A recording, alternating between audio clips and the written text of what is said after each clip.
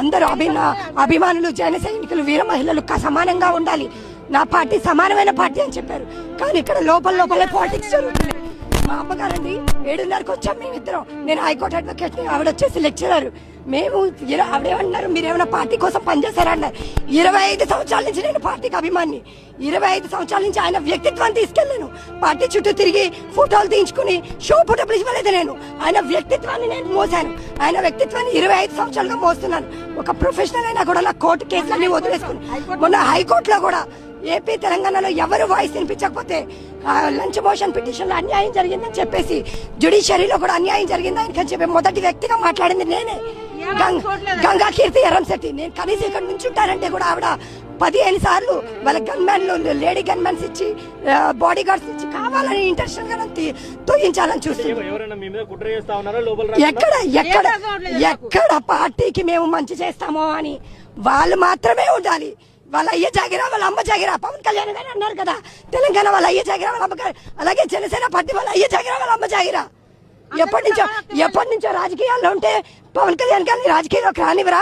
అలాగే ఎప్పటి నుంచో మేము ఆయన ఆశయాలు 25 సంవత్సరాలుగా పట్టుకున్నాం. మరి మమ్మల్ని రానియరా? మేము అన్నది ఒకటే, ఒక్క 10 మంది లేడీసే ఉన్నారు, జెంట్స్ మధ్యలో తొక్కిసలాట జరుగుతుంది.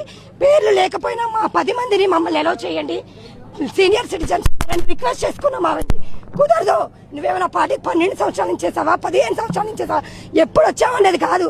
మరి ఆయన కూడా రాజకీయాల్లోకి 40 సంవత్సరాల నుంచి ఉన్నారా? రాజకీయాల్లో లేదు కదా. కానీ ఆయన మంచితనం మనసుతోటే కదా ఈ రోజు ఇక్కడ వరకు వచ్చారు.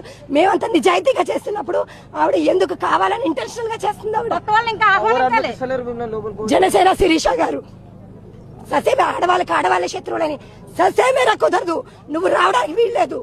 నువ్వేమైనా పార్టీ సభ్యత్వం ఉందండి. ఇదేంటండి ఇది మెంబర్షిప్?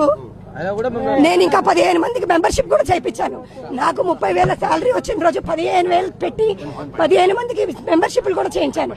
నా జీతంలో సగం జీతం ఆవిడకి ఇచ్చాను. ఆవిడ అంటుంది కదా, పార్టీలో పని చేయకపోతే పార్టీలో లోపలికి రానివరా? పార్టీలో అంటే షోపు డబ్బులు ఇవ్వడం మాకు తెలియదండి. మేము స్వచ్ఛంగా నీతిగా నిజాయితీగా అందరం ఇక్కడ నిలబడ్డాం. కనీసం అవకాశం ఇవ్వకుండా కావాలని ఆ లోపల ఎక్కడ కూర్చోబెట్టి ఆయన వస్తారని అబద్ధాలు చెప్తున్నారు. ఆయన ఇక్కడికి రారు, ఇక్కడికే వస్తారని నిజం చెప్పమనండి.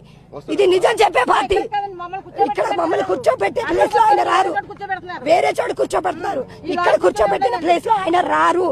కావాలని ఆ ప్లేస్ లో కూర్చోబెట్టి మమ్మల్ని బంధించాలని చూస్తున్నారు. ఈ ఒక్కరోజు బంధిస్తారేమో, ప్రతిరోజు వాళ్ళు ఎవరి గొంతుకుని ఎవరు బంధించలేరు. మాట్లాడితే సీనియారిటీ అంటున్నారు, ఎక్స్పీరియన్స్ అంటున్నారు.